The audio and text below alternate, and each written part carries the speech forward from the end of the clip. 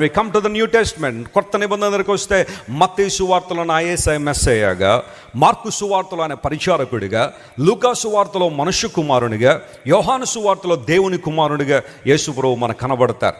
అపోస్తుల కార్యముల గ్రంథంలో తన శిష్యులను అపోస్తులను ఉపయోగించుకుని అద్భుతాలు చేసే దేవునిగా ప్రభువు మనకు కనబడ్డాడు. రోమీలకు రాసిన పత్రికలో యేసు ప్రభు మన నీతిగా పరిచయం చేయబడ్డారు.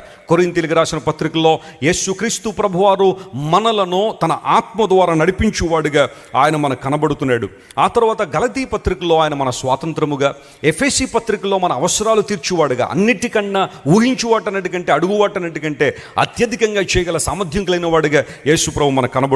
ఫిలిప్పీలకు రాసిన పత్రికలో ఆయన దాసుని స్వరూపం ధరించుకుని వచ్చాడని లేఖనం సెలవిస్తుంది. కొలసీలకు రాసిన పత్రికలో దైవత్వం యొక్క సర్వ పరిపూర్ణత నా ప్రభువులో ఉంది అని అపోస్తలుడైన పౌలు రాసుకుంటూ వచ్చాడు. తెస్సలోనిక పత్రికలో త్వరలో రానయ్యున్న దేవునిగా, తిమోతి పత్రికలో మన మధ్యవర్తిగా, తీతు పత్రికలో ఆయన అద్భుతమైన సంఘ కాపరిగా, ఫిలోమోను పత్రికలో మన స్నేహితునిగా, ఆ తదుపరి హెబ్రీ పత్రికలో పాపక్షమాపణ నిమిత్తం మన కొరకు రక్తం కార్చిన దేవునిగా ప్రభు మనకు కనబడుతున్నాడు. ప్రియులారా గమనించండి, యాకోబు పత్రికలో యేసుక్రీస్తు ప్రభు మన ప్రియమైన వైద్యుడిగా ఆయన మనకు కనబడతాడు, మన స్వస్థపరచువాడిగా.